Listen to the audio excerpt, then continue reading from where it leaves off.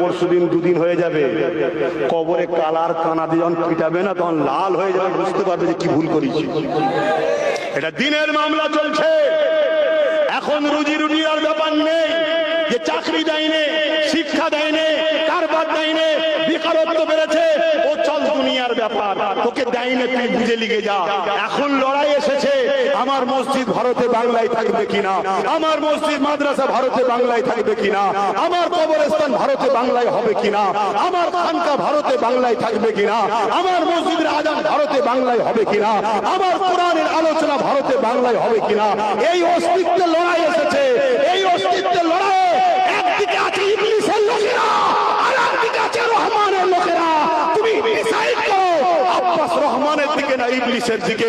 তুমি ডিসাইড করো কেন্দ্র সরকার, রাজ্য সরকার ইবলিসের দিকে না রহমানের দিকে। তোমার যদি মনে হয় আব্বাস ইবলিসের দিকে তাহলে যাও, আর যদি মনে হয় না আব্বাস রহমানের দিকে তাহলে এদেরকে ছেড়ে আমার থেকে সারা ইমানি দায়িত্ব দিতে হবে। রাজি আছো না? রাজি আছো না? মনে রেখে দিও, যেসব যুবকরা হাত না তুলে বা আমাদেরকে হয়তো অনেকে ভয়ে হাত তুলছে না, ফটো উঠে গেলে মার খেতে হতে পারে, তো তুই কোন স্বাধীন আছিস ভাই? আজকে হাত তুললে যদি তোর মার খাবার ভয় থাকে, কালকে তো তোর নাগরিক হবার পরেও তোকে বলবে নাগরিক নয়, কি করবি? কি করবি? তখন তুই বলবি না না না না আমার দিদি আছে। আরে তোর দিদি 221 কোটি টাকা এসআইআর হবার জন্য বাজেট করেছে, তোদের সামনে নাটক করছে, তোদের সামনে বলছে হতে দেবো না, আর ওইদিকে অফিসার যা লাগবে এসআইআর করার অফিসার নিযুক্ত করছে। তোদের হুঁশ আছে? আর এই কথাটা যদি আমি ভুল বলে থাকি, তোর দিদির হাতে তো ক্ষমতার জামান নামে কেস করতে বল।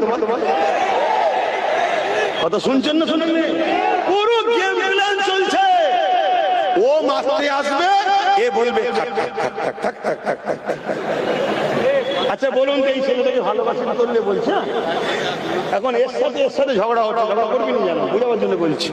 এর সাথে ঝগড়া হচ্ছে।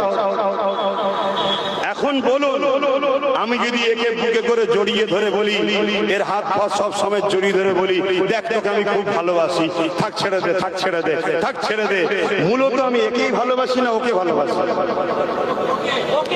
বলুন বলুন ওকে কেন? এর হাতটা ধরে একে ভালোবাসার নামে জড়িয়ে রেখে দিলাম যাতে করে ও বেদম পিটিয়ে লাগে।